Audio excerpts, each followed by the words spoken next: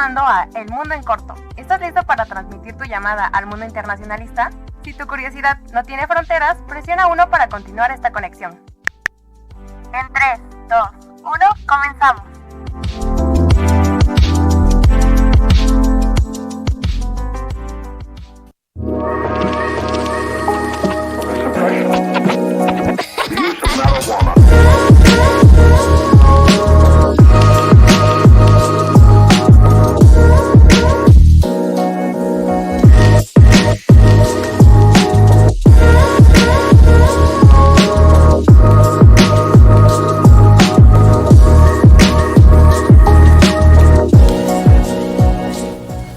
¿Qué tal? Muy buena tarde, les habla y les saluda con mucho gusto Javier Adrián Barroso Espinosa y hoy nos encontramos en otra edición más de El Mundo en Corto, un espacio para la opinión sobre temas que les daremos este corte a un punto de vista desde lo internacional, y para ello me hago acompañar el día de hoy, y por lo cual agradezco muchísimo su presencia, del maestro Carlos Espíndola Pérez Guerrero. Gracias, Javier. Charlie. Y nuestro estudiante de cuarto semestre de Relaciones Internacionales, Charlie Valentín López Diego. Muchas gracias por la invitación, coordinador. Y el día de hoy nos toca abordar un tema bastante complejo, bastante interactivo, el cual tiene que ver con algunos elementos que de repente estamos en nuestra vida y decimos: a mí, ¿a qué me toca? ¿Cómo me afecta esto? Pero que directamente tiene una gran trascendencia en la vida prácticamente de nuestro quehacer diario. Y con me refiero a la geoeconomía. La geoeconomía, y aquí nuestros expertos nos van a indicar de qué se trata esto, cómo empezó, cómo se dimensionaron y finalmente cómo impacta en nuestra vida. Pero para ello vamos primero a escuchar una cápsula informativa que nos va a permitir adentrarnos en este primer momento, en este mundo de la geoeconomía, y que pues vamos a darle introducción a este tema. Adelante, por favor, con la cápsula.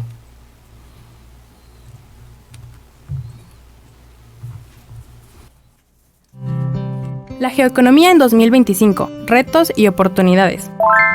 En 2025, la geoeconomía se consolida como un eje central de las relaciones internacionales. La creciente interdependencia entre economía y geopolítica redefine las estrategias de los estados, las empresas y los organismos multilaterales. Uno de los principales retos es la fragmentación del orden económico internacional. Las tensiones entre China y Estados Unidos continúan afectando el comercio global, especialmente en sectores estratégicos como los semiconductores, la inteligencia artificial y las tecnologías verdes. A esto se suma el auge de las políticas proteccionistas y la búsqueda de soberanía tecnológica en diversas regiones. Europa enfrenta sus propios desafíos. Además de la transición energética, busca reducir su dependencia de actores externos en materia de insumos críticos. Esta estrategia, sin embargo, requiere inversiones significativas y una coordinación política más sólida a nivel regional. En el caso de América Latina, 2025 presenta una doble realidad. Por un lado, existe una creciente demanda global por sus recursos naturales como el litio, el cobre o los productos agrícolas, lo que representa una oportunidad para integrarse a nuevas cadenas de valor. Por otro lado, la región sigue enfrentando obstáculos estructurales, inestabilidad política, desigualdad social, baja productividad y limitada diversificación económica. A nivel global, se observa un cambio hacia un modelo de globalización más regionalizado y resiliente, donde las decisiones económicas están cada vez más influenciadas por consideraciones estratégicas de seguridad y sostenibilidad. En este contexto, el principal reto será encontrar un equilibrio entre la competencia geoeconómica y la cooperación multilateral, y la principal oportunidad, construir una economía global más justa, innovadora y preparada para los desafíos del siglo XXI.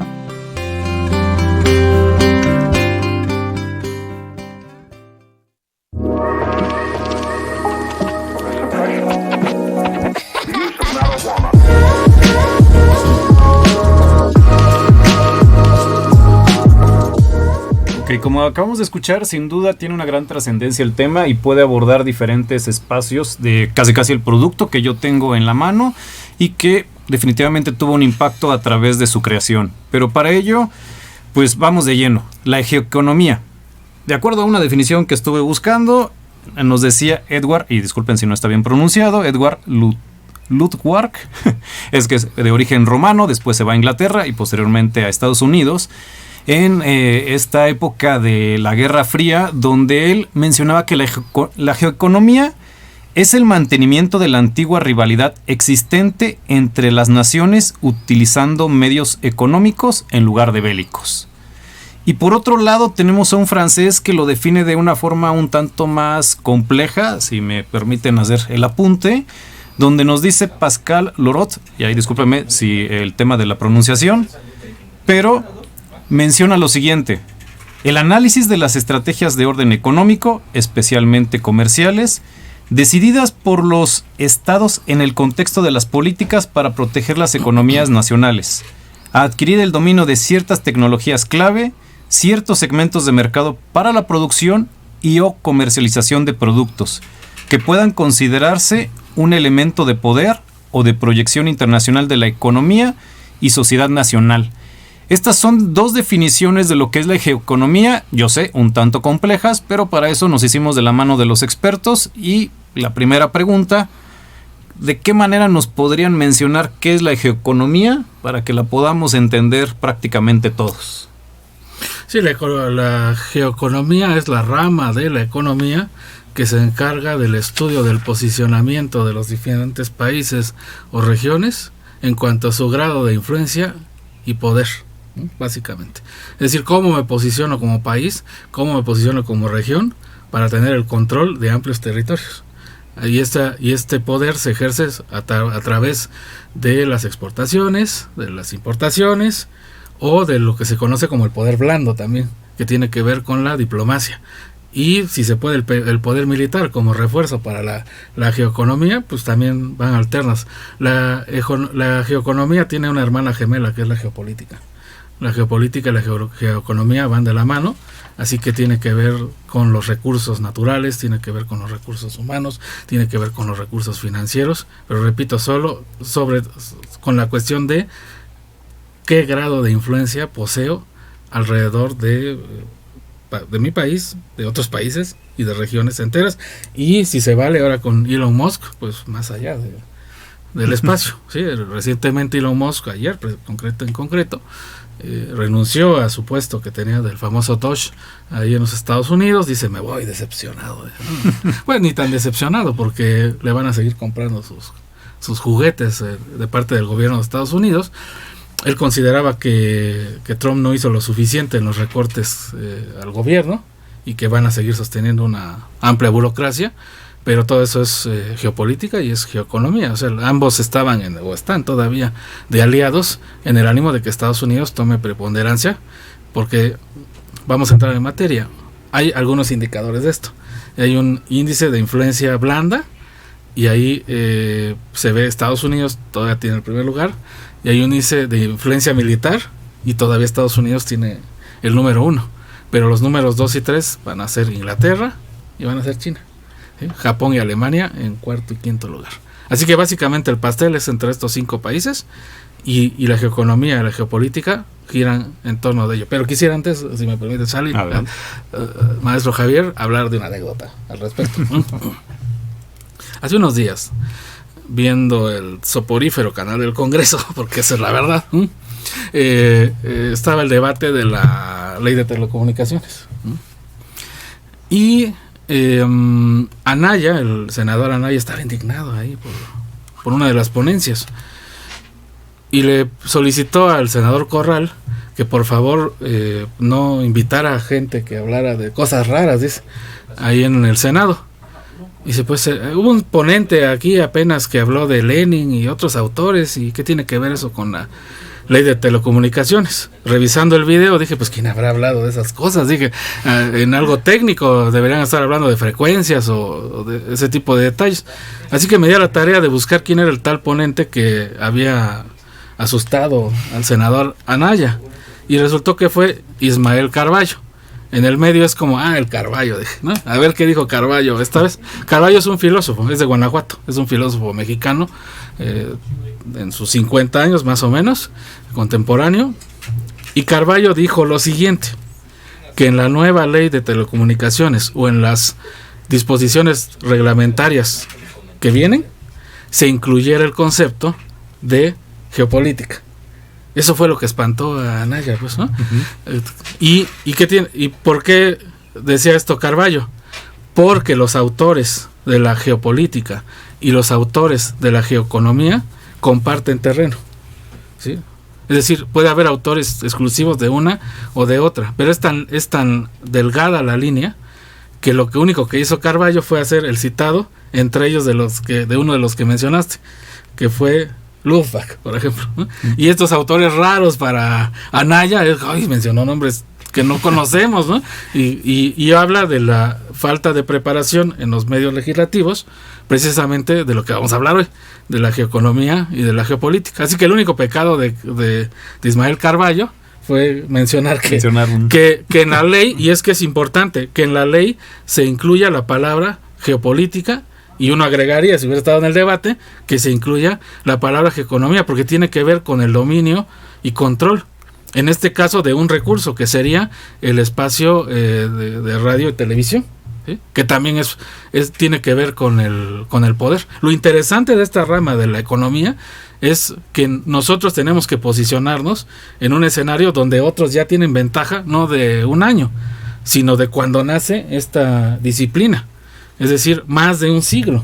Como tal, tanto la geoeconomía como la geopolítica tienen su desarrollo científico a finales del siglo XIX, ambas. ¿Sí? Pueden aparecer, si quieres, desde los griegos, ahí alguien que haya opinado, pero en su etapa moderna es quién va a dominar el mundo, prácticamente. ¿Mm? Y a nivel México, quién se va a posicionar como región preponderante, el norte, el sur, el sureste, el occidente, etcétera.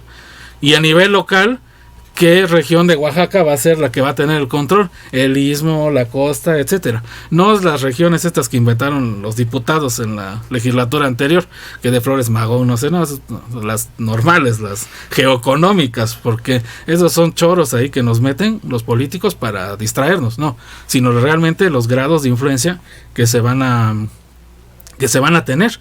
Es decir, por ejemplo, desplazará la costa o el istmo a valles centrales, o valles centrales seguirá teniendo el control. Es una pregunta de geoeconomía y de geopolítica a nivel interno, de ahí que sea tan importante. Y otro dato antes de continuar: ¿desde cuándo? Estamos hablando, la UNIVAS participó en la agenda de desarrollo de Oaxaca a largo plazo, y ahí se incluyó que dentro de la Secretaría de Desarrollo Económico hubiera una oficina de asuntos internacionales, la cual, es cierto, surgió el año pasado, 2024, y está muy bien, pero falta dentro del área de asuntos internacionales que se incluya la geoeconomía y la geopolítica, porque así como va, pues sí tenemos que ver con asuntos diplomáticos, de convenios, de acuerdos de entendimiento, todo eso, y está padrísimo, pero falta la estrategia, porque llama el gobernador en turno, ya no estoy ahí, entonces ya puedo hablar, ¿no? Y dice, por favor, la orden es que Oaxaca no sea último lugar en todo, ¿no? Esa es la orden que dio el general, y Oaxaca es el último lugar en todo. Pues todavía siguen llegando los reportes de inversión extranjera directa, 0, 0, 0, 0, 0, es decir, falta todavía que se refuerce al área para que tenga como una especie de tanque de pensamiento, de reposicionamiento. Por ejemplo, ahorita en Estados Unidos está la orden ejecutiva de que no más extranjeros, ahorita están detenidos los visados a la fecha que estamos hoy, en mayo de 2025. Ahorita tú vas a la embajada y dices, es que quiero estudiar en Harvard. No vas a estudiar en ningún lado, pues, hasta nuevo aviso. O si estás en Harvard, pues ve preparando tus maletas porque te van a despedir muy pronto. Pero no solamente es Harvard, Harvard es lo más visible. En las demás universidades, ¿no? Por ejemplo, un servidor trabaja en la de Arizona, también ahí ya despidieron a algunos, ya se tuvieron que retirar a sus países de origen en previsión precisamente de que te saquen a la mala, pues. No es un fenómeno nada más de Harvard, sino de todas las demás universidades que están viendo quién se queda, quién se va, y todo el mundo está en Estados Unidos ahorita, pues, amarrado. Por ejemplo, esto aquí en Oaxaca, en México, ¿cómo lo estamos viendo? Ni idea, man, ni idea. Está tomado ahorita Paseo de la Reforma, por las protestas de la gente. Nosotros estamos en otros temas, pero como universidad ni idea qué va a pasar así con extranjeros, no sé si tenemos o lo que sea, pero todo esto es geoeconomía, geopolítica. Adelante, porque si no abuso de la tribuna. No, adelante, Charlie, ahora sí, desde tu punto de vista, ¿Cómo podrías conceptualizar o dar tu idea de lo que es la geoeconomía? Pues un concepto muy generalizado que pues, tengo en mente es que es el uso de instrumentos económicos, ¿no? Ya sea el comercio, las inversiones, las sanciones económicas que también ejercen los estados, países sobre otros o sobre sí mismos. Y ahora sí que en cortas palabras sería como una intersección entre economía y poder, porque vemos mucho, como comentó el profesor Spíndola, que nada más tomamos en cuenta el tema lo que es geopolítica. Sin embargo, dejamos al lado lo que es el tema de la geoeconomía, y al día de hoy observamos un tema muy interesante, ya que vemos una guerra comercial, lo que es China-Estados Unidos, y muchos dicen, ¿cuándo va a llegar la Tercera Guerra Mundial?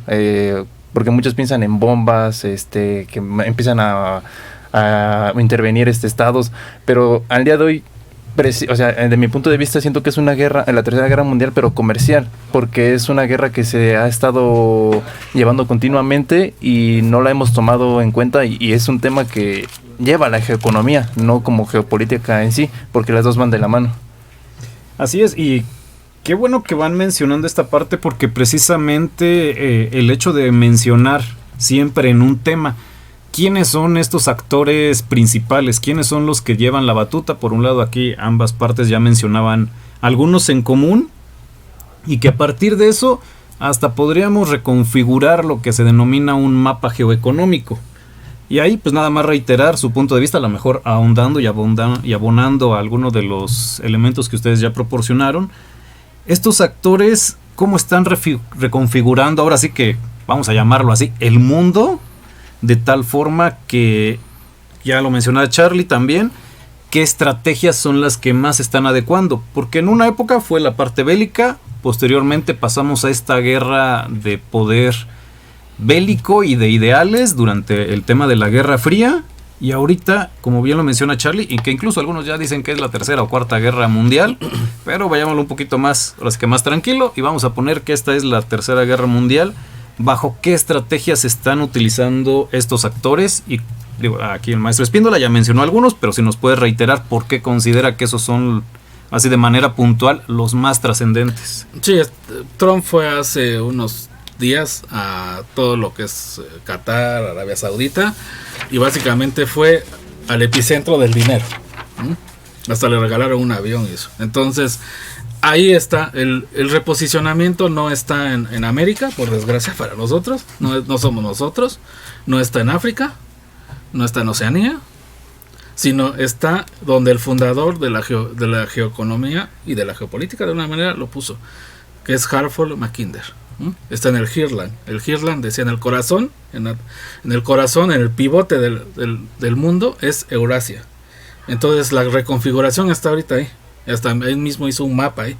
Y concretamente, fíjense, eso fue en 1904. Para él, para Mackinder, era Ucrania y Rusia. Es decir, donde hay guerra ahorita. Curiosamente. Ahí está. Dice, ahí está. Y problema, decía Mackinder, China. Aguas con China, 1904. Aguas con China. ¿Sí? Para entonces decían, no, hombre, ¿cómo? Si está Puyi ahí el emperador, ni el caso, pues. Era un visionario. Hartford Mackinder. Acuérdense de ese nombre. Hartford Mackinder. ¿Por qué? Porque tanto él, que era británico, como sus colegas, sus pares alemanes, ahorita vamos a mencionar algunos nombres, sus pares alemanes consideraban que no podían quedarse dormidos respecto a lo que pasara en otros lugares. Así que ahorita es Eurasia el punto central, ¿sí? Y Mackinder mencionaba Ucrania, Rusia, Polonia. Ahí está ahorita Polonia, justamente. Polonia, ¿eh? Bielorrusia, ¿eh? Y todo lo que es la parte de Turquía. Ahí está el centro ahorita. Ahí está la guerra, pues. Ahí focalizado. No existía en ese tiempo Israel, era territorio persa en ese momento, antes de la Primera Guerra Mundial. Y cuando termina la Primera Guerra Mundial, había dos vertientes de geoeconómicas. Una era del presidente Wilson, que fue el que determina los 19 puntos de la paz y todo ello. Keynes, el economista, y Mackinder, que fueron los que le dijeron a Wilson que se dejara de idealismos y de destinos manifiestos, que había que crear una paz más realista, precisamente la posición económica en este caso, no hicieron caso los americanos ni los franceses y tuvieron la Segunda Guerra Mundial, y entra la segunda oleada de geopolíticos y geoeconomistas, que eran precisamente los alemanes, como Haushofer, por ejemplo, Karl Haushofer, que fueron los que configuraron lo del espacio vital famoso de Hitler.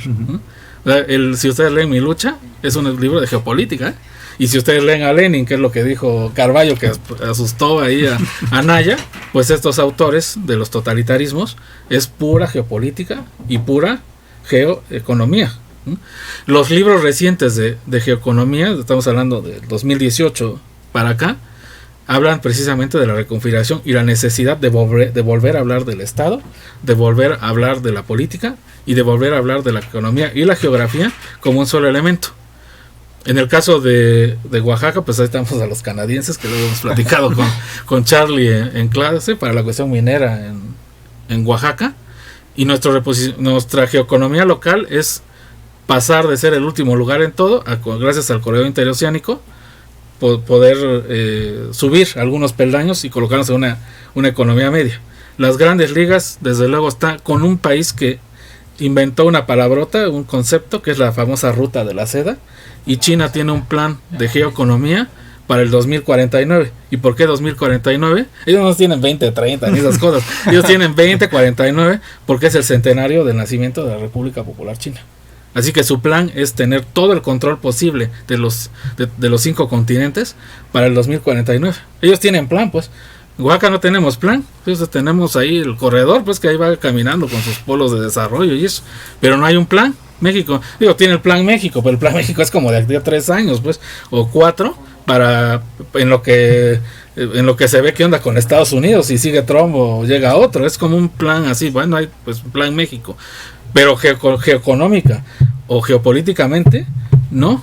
Y nada más doy un último detalle que es filosófico, no necesariamente, pero cuando Vasconcelos escribe La raza cósmica, pues eso sería geopolítica y sin querer geoeconomía, que era posicionar a Latinoamérica como el lugar donde fuera el centro de todo, ¿sí? Es decir, el manantial, tanto filosófico, en fin, espiritual si se quiere, pero también económico, porque la idea que se tenía es que Europa ya estaba en decadencia tras la Primera Guerra Mundial y que toda la cultura y la civilización se iban a pasar a este lado del mundo. Cuando vino Stefan Zweig a Brasil, consideraban que Brasil iba a ser el centro del mundo, y siguen siendo de alguna manera Brasil, Argentina, México y Chile los ejes de la parte sur del continente. Pero ahorita con el problema que tenemos, no solamente con Estados Unidos, sino con Canadá, profesor, ¿me puede decir en qué punto de la geoeconomía estamos? En un punto donde no hay ningún tipo de centro. No hay en este momento. Cuando Salinas de Gortari, en el 93-94, impulsó el TLC, había la idea de que México estuviera dirigiendo de toda la parte central y de sur de América. Prácticamente éramos la vanguardia de la geoeconomía y de la geopolítica de la zona. En este momento me atrevo a decir que no, o sea, ni siquiera hemos resuelto el tema de las pensiones, pues a nivel nacional con la ley del ISSSTE del 2007, y mucho menos la municipal, que es la gran bomba aquí en la ciudad de Oaxaca. Yes. Charlie, ¿tú a quién apuntarías más como actores que están involucrados en la reconfiguración de este mapa geoeconómico? Pues al día de hoy vemos como una lucha de poder, y como pues recuerdo bien, creo que es Adam Smith el que habla de la mano invisible, en que un estado o un organismo tiene el poder sin que tú lo vieras.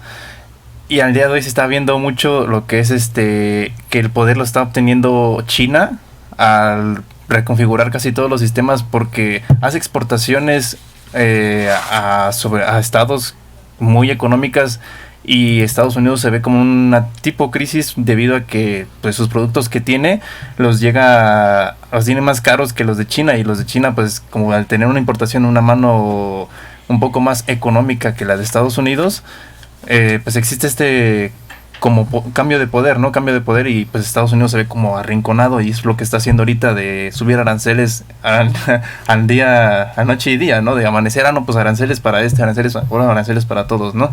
Entonces es como que el que está reconfigurando mucho es la República China, ¿no? Muy bien. Y ahorita retomando parte de lo que acaban de comentar, porque sí, efectivamente, hace un momento en la radio había un grupo de especialistas que decían, bueno, hay una estrategia bien importante, hablando geoeconómicamente, de lo que está haciendo Trump, que dice, ok, no se levanta un día, como bien lo mencionas, con el tema de los aranceles, pero dice a los que están dentro del ámbito de los mercados de inversiones, ahí en las bolsas de valores, era un juego bien interesante porque él hablaba de subir aranceles y esto significaba que muchas acciones bajaban. Entonces era el momento que algunos podían comprar. Y de repente, entre comillas, vamos a ponerlo así, pareciese que doblaba las manos y decía, ok, ya no les voy a poner los aranceles. Estas acciones volvían a tomar su valor, entonces hacía que la gente ahorita estuviese ganando mucho dinero, y con ello podríamos estar hablando de este tipo de estrategias geoeconómicas que permiten también posicionar a ciertos grupos, es decir, como a otros actores internacionales que son muy importantes, muy trascendentes, y ya lo mencionaba el maestro Espíndola al principio, con Elon Musk y sus empresas, que son precisamente estas organizaciones lucrativas. Pero bueno, antes de ya ir como a la parte final, pues nos gustaría escuchar qué ha dicho la comunidad Univas respecto a este tema, y para ello nos dimos a la tarea de generar un sondeo en el cual pues escucharemos brevemente qué fue lo que opinaron al respecto. Adelante con el sondeo, por favor. Tu llamada ha sido transmitida y el mundo ya escuchó. Pero no te desconectes por completo. Muy pronto volveremos con más datos, entrevistas e información que...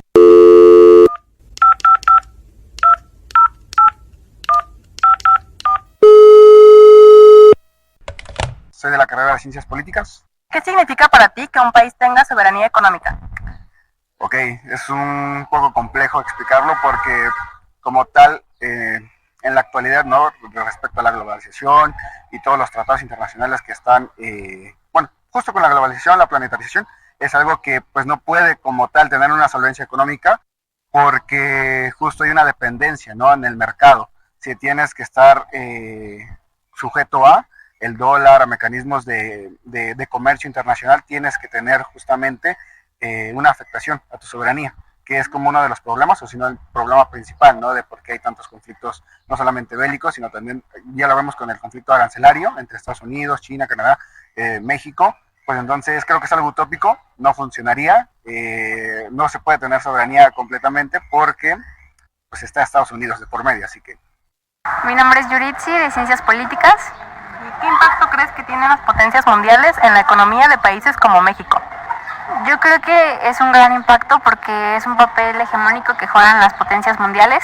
En ese sentido, cuando ellos establecen ciertas normativas internacionales, pues hacen que la economía de países como México pues se vea modificada, y a pesar de ser estados soberanos, pues tienen que adaptarse a las economías o a la política que se ha establecido a partir de estos países que son pues potencias mundiales.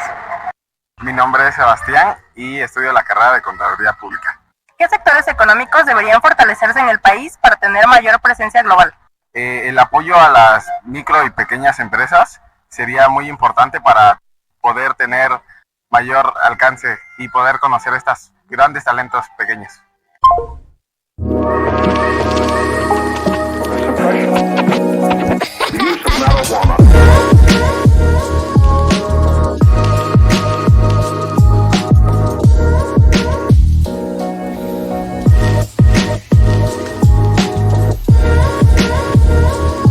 Bueno, ya casi estamos llegando al final de esta edición de El Mundo en Corto, en el cual estamos abordando el tema de la parte de la geoeconomía, y que esto tiene un impacto pues bastante trascendente en los diferentes actores, llámense países, estados, empresas, y que de alguna manera todos los individuos también a través de nuestros productos, porque de repente suben, bajan de precio o tienen una mayor postura para llegar a nuestras manos. Todo eso tiene que ver inclusive con los insumos que de repente más básicos podemos tener, como puede ser el maíz para la alimentación o la gastronomía mexicana, que es casi imposible sacarlo de nuestra alimentación. Imagínense el día de mañana que tengamos que exportar todo el maíz de otro país porque resulta que ya nos hicieron una estrategia y que ya no nos permite, por ejemplo, que nosotros podamos seguirlo produciendo. Y esto viene a colación porque me gustaría, ya como a manera de ir cerrando, escuchar cuáles serían algunas ideas o pensamientos que tienen acerca de la geoeconomía y el intercambio en el tema económico internacional y que ahorita se está gestando. ¿cuáles serían algunas de estas influencias que tiene el cambio climático? No podemos dejar de lado todo este hecho dentro de este campo de estudio. Es muy interesante debido a que el cambio climático afecta mucho a la clase obrera, ¿no? Porque hemos observado a que las personas suelen trabajar o ser más eficientes en climas un poco más fríos que cálidos, porque pues agotan mucho o suele decaer mucho la población o los trabajadores al tener un clima muy cálido, ya que pues llegan a sufrir un poco más de enfermedades que los del clima frío, ¿no? Y esto lo vemos mucho tanto a nivel económico, que personas o mexicanos suelen trasladarse sea Canadá o Estados Unidos, tal vez sea por la economía, pero también a que suelen ser un poco más eficientes allá, ya que el clima no les llega a afectar tanto, ¿no? En cierto punto. Y también es muy importante también mencionar de que las compañías ahorita, o unos conceptos que dejamos a un lado y que están resurgiendo al día de hoy, por ejemplo, lo que es el offshoring, que muchas empresas buscan acercarse, o los países buscan acercarse a otros países que llegan a tener su economía un poco más, a reducir costos, ¿no? Que su producto salga un poco más económico, y esto pues lo vemos en el cambio climático, de que por ejemplo Estados Unidos ya no busca elaborar sus teléfonos también en China, sino que también que lo hagan en Estados Unidos. Y también tal vez sea por importación, pero también influye mucho lo que es el cambio climático, ¿no? Porque qué tal si en el traslado llega una tormenta y pierden tantos millones de dólares en sus productos, y al tenerlo más cerca pues ya ofrecen un poquito más de beneficios, ¿no?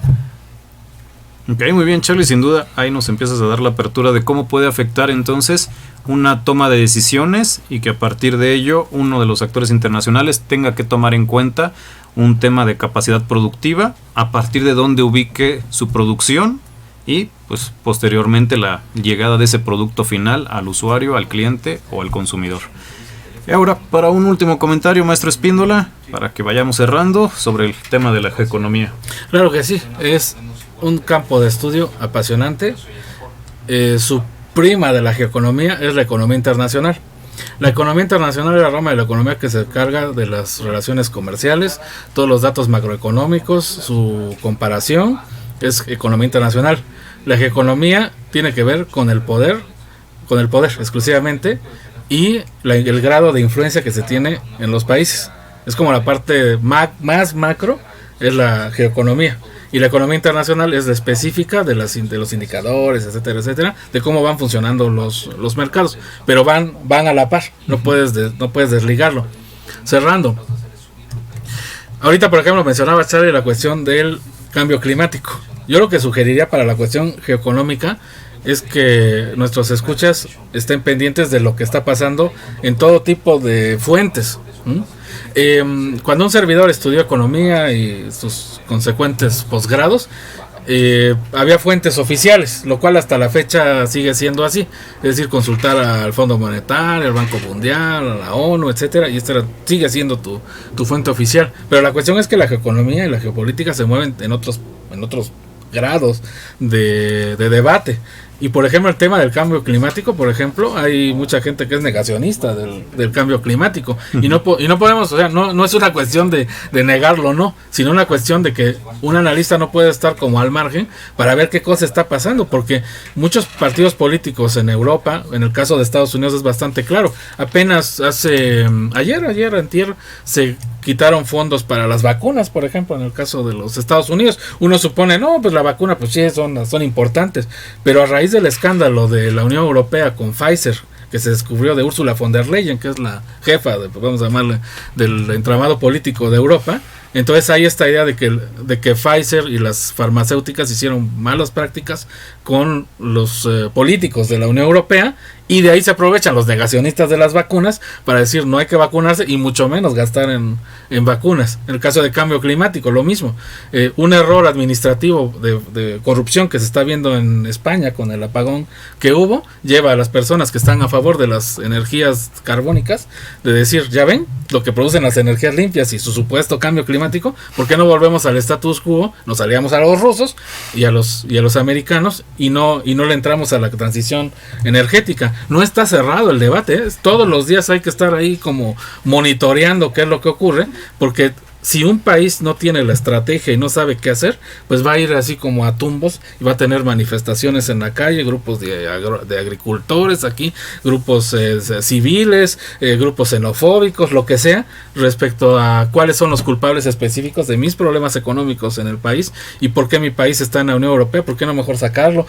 No solamente está el Brexit, hay la idea de salirse de la Unión Europea de otros países. No, la Unión Europea, ya no olvídense de que era puerto seguro y el euro, olvídense, eso era 2002. Ahorita es una situación de bastante balcanización dentro de la Unión Europea. Hay elecciones el domingo en Polonia y los candidatos ya son pro Europa, anti Europa, ya puede ser izquierda, derecha, lo que quieras, pero es pro Europa, anti Europa. Hubo elecciones en Rumania muy disputadas, siguen en litigio, es pro Rusia, pro Europa, etcétera, etcétera. Créanme que es muy interesante. Y cierro rapidísimo con los autores Friedrich Ratzer para estudiar esto, Karl Haushofer, Max Weber, nuestro adorado Max Weber, que es universal, Rudolf Jelen, que es con K, Jelen, Ortega y Gasset, no podía faltar, nuestro adorado Vasconcelos aquí en la Univas, Friedrich List, economista alemán del siglo XIX, y desde luego Harthold Mackinder, que es el fundador de la geoeconomía. En serio, si ponemos atención a eso, desde lo que es Oaxaca, lo que es México a nivel regional, lo que es México a nivel internacional y lo que es el mundo con respecto a lo que pueda venir de la conquista de Marte, Saturno en algún futuro, eso es el campo de estudio de la geoeconomía con su hermana gemela, son los mismos autores de la geopolítica. Ok, pues bueno, la verdad es que nos gustaría seguir ahondando sobre este tema porque aún estamos todavía, ahora sí que apenas rozando la superficie del tema y esperamos próximamente seguir ahondando sobre temas que sean de interés internacional, que vamos a ir abordándolos poco a poco. Y ahorita, para cerrar, simplemente la geoeconomía sin duda tiene puntos de vista que pueden ser como una práctica estratégica, como un marco analítico en diferentes ámbitos que pueden llevar a toma de decisiones. Pues bueno, estamos en El Mundo en Corto, los esperamos próximamente, no sin antes agradecer la presencia del maestro Carlos Espíndola, Charlie, y esperamos nos sigan escuchando. Y pues muchísimas gracias y agradecemos infinitamente también a Radio Vasconcelos por el espacio. Hasta pronto.